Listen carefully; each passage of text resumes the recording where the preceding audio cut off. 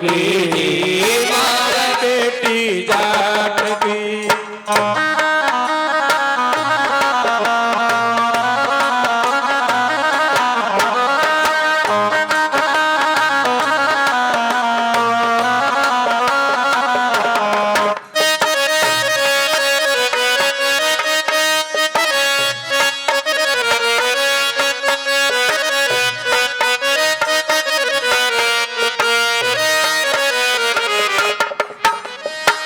बाप मारो गाम गयो है ना जाने कद आवे लो।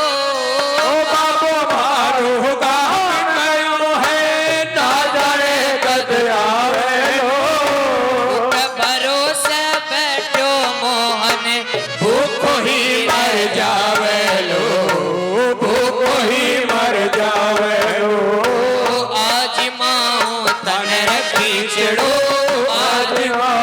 तने खींचड़ो मेरा बड़ी छाछ की जी मारा श्याम धनी जी मावे बेटी जाट की जी मावे बेटी जाट की। ओ थाली भर के जय खींचड़ो थाली भर के जय खींचड़ो भरगी की बाट की जी मारा श्याम धनी जी मावे बेटी जाट की जी मावे बेटी जाट की।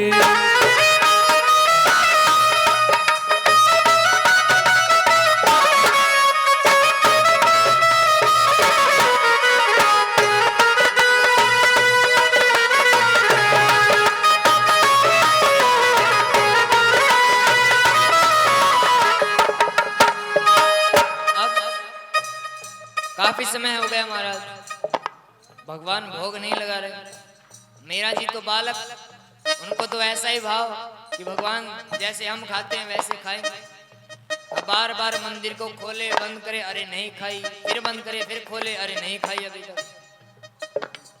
बार बार मंदिर ने जुड़ती, बार बार मैं खोलती, बार बार मंदिर ने जड़ती, बार बार मैं खोलती।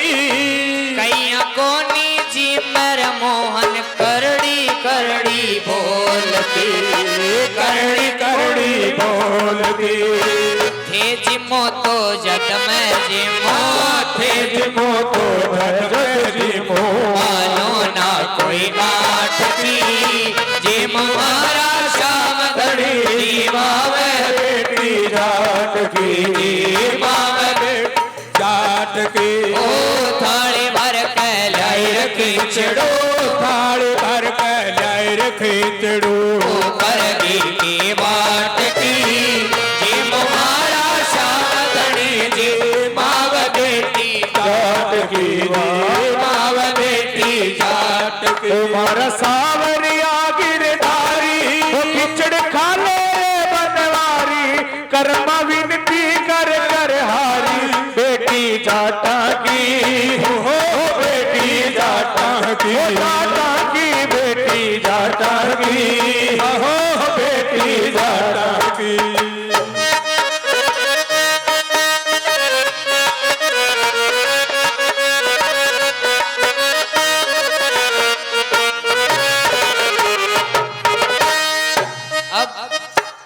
काफी समय बीता, अब कर्मा बाई जी को याद आया, ओहो पर्दा लगाना तो भूल ही गई। पिताजी तो पर्दा लगाते थे, अब मीरा जी दावलिये का पर्दा करती। पर्दो भूल गई सांवरिया, पर्दो फेर लगायो है। पर्दो भूल गई सांवरिया, पर्दो फेर लगायो है। दावलिये की ओट बैठ कर श्याम खींचड़ो खायो है, श्याम खींचड़ो खायो है। भोला भाला भगता से संवरिया, भोला भाला भगता से संवरिया। कैया कोनी आठ की जी मारा श्याम धनी जी माँ बेटी जाट की, माँ बेटी जाट की। थाली भर के लाई खींचड़ो, थाली भर के लाई खींचड़ो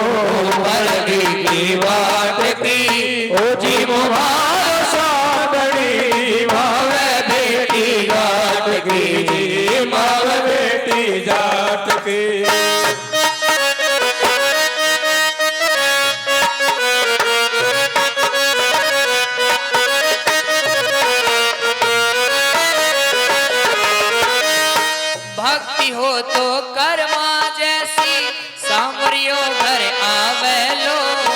भक्ति हो तो कर्मा जैसी सांवरियो घर आवे लो। सोहन लाल लोहा कर प्रभु को हर्ष हर्ष गुण गावे लो, हर्ष हर्ष गुण गावे लो।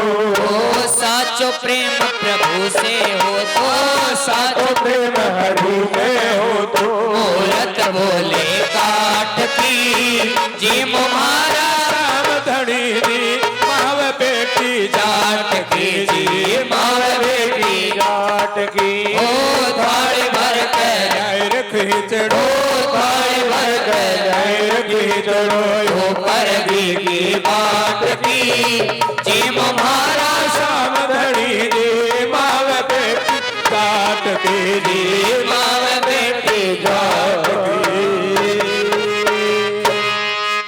बोलिए कर्माबाई जी की। जय। अब तो महाराज जैसे ही दावलिये का पर्दा किया भगवान प्रकट हो गए और खिचड़ी का भोग लगाने लगे।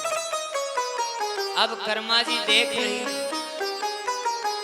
कैसे भगवान भोग लगा रहे। अब तो कर्माबाई जी का जो भाव था वो एक माँ का भाव था, वात्सल्य भाव था। कह रहे देखो कितना सुंदर सा बालक है, कितना नन्हा सा है। हालांकि कर्माबाई जी भी छोटी सी थी लेकिन उनका भाव ही कुछ ऐसा। अब प्रेमियों प्रतिदिन हम कर्माबाई जी भोग लगाए। जैसे ही उनके पिताजी आए तो पूछा कि कर्मा भगवान को भोग लगाया कि नहीं लगाया।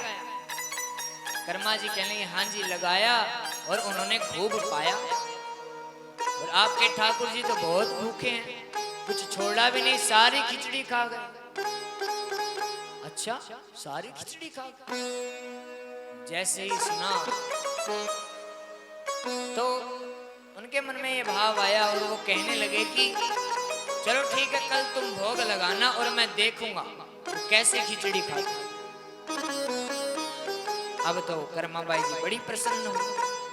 ठीक है अब अगले दिन कर्माबाई जी ने फिर खिचड़ी बनाई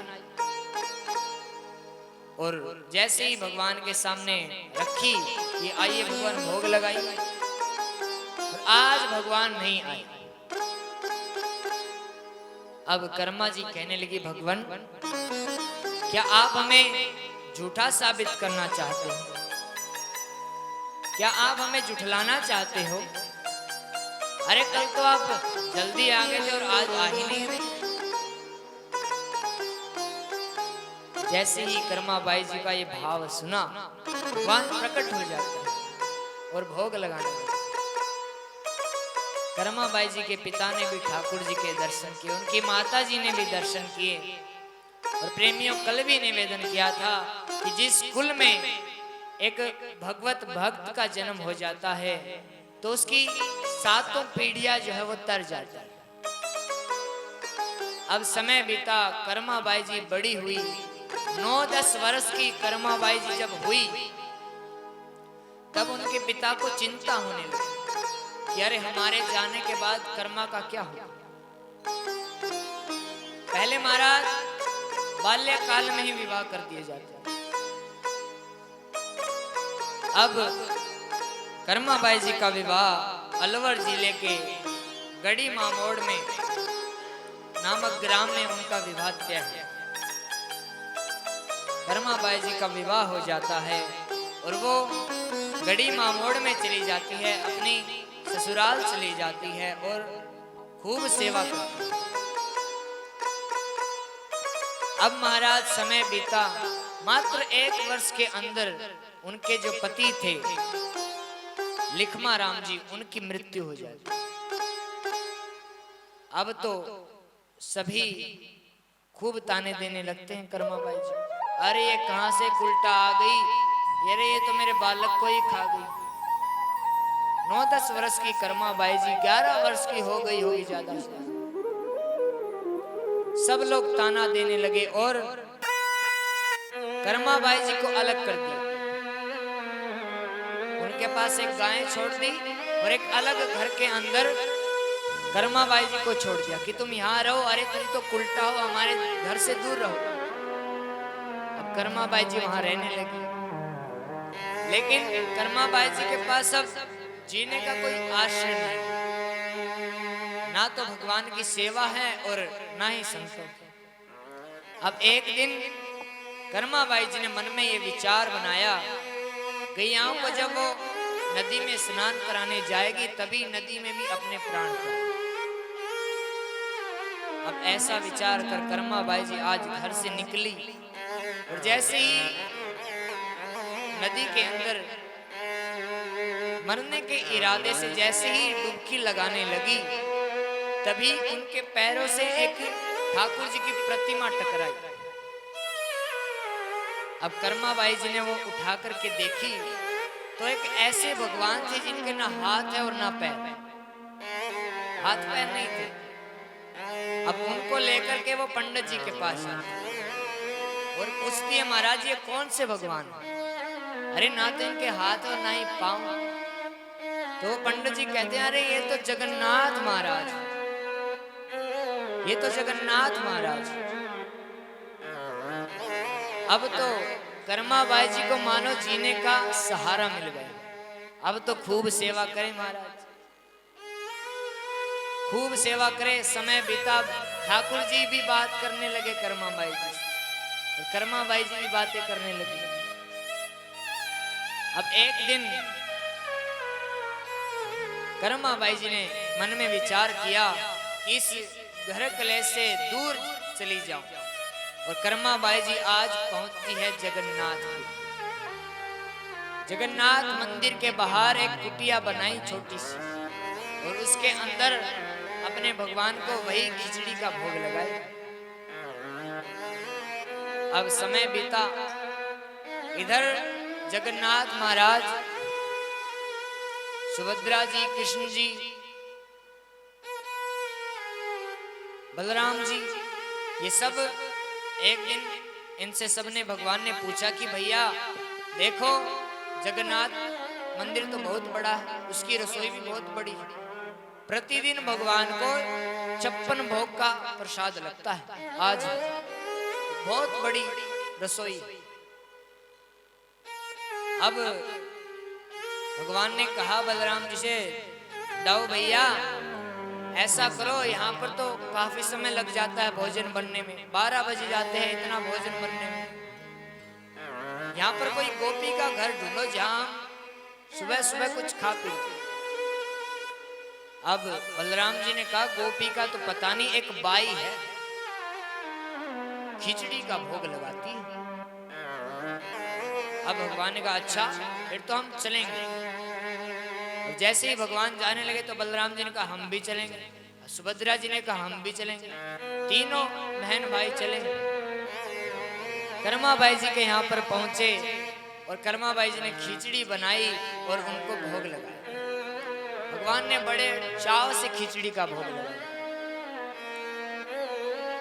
और प्रेमियों, कर्माबाई जी का नाम कुछ ऐसे था कि कुछ संतों ने ऐसा कहा कि भगवान को जब बहुत जोर की भूख लग जाती तो भगवान कहते जल्दी कर्मा जल्दी कर्मा, जल्दी करो माँ जल्दी कर्मा, और कर्मा जी का नाम पड़ गया कर्मा जी। ऐसा भी एक भाव है।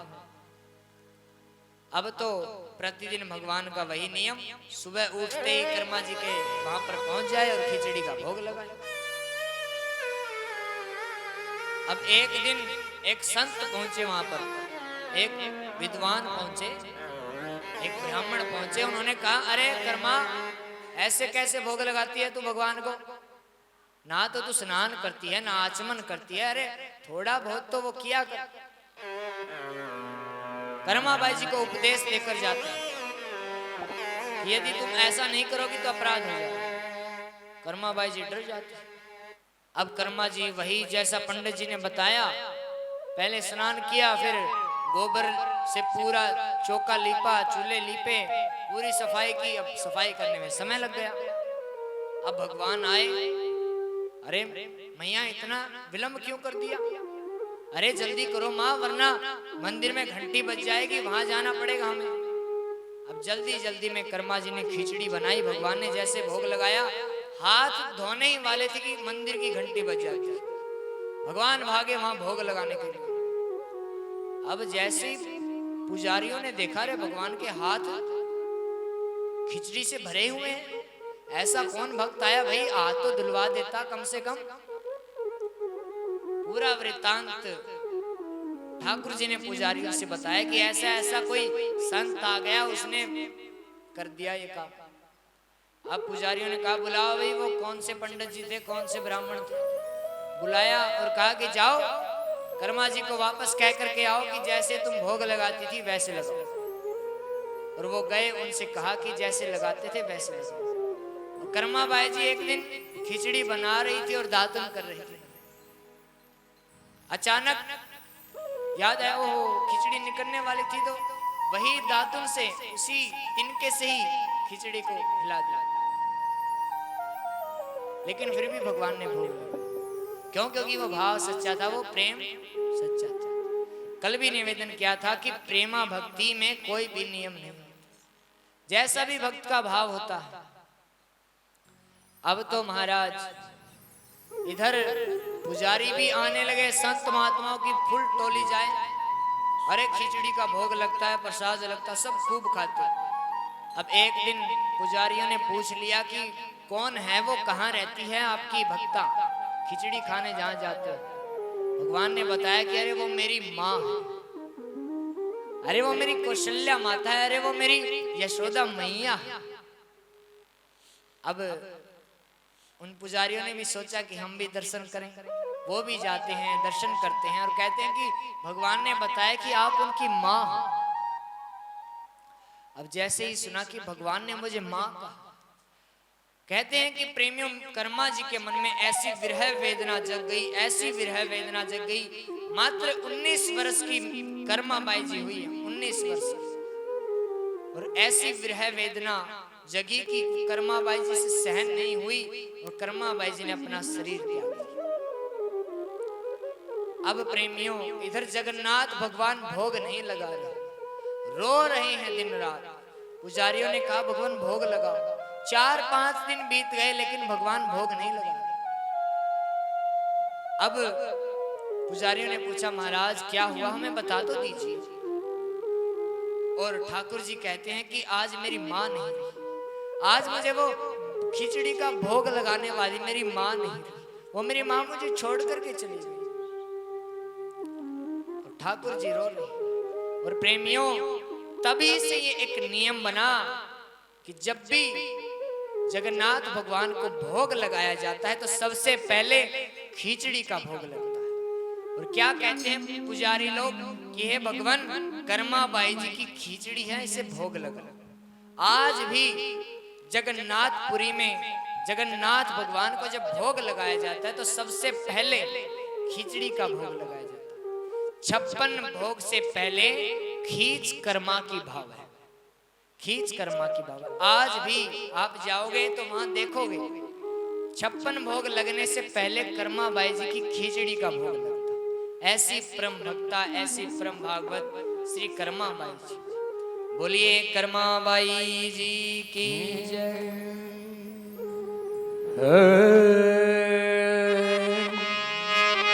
सबसे ऊंची प्रेम सगाई,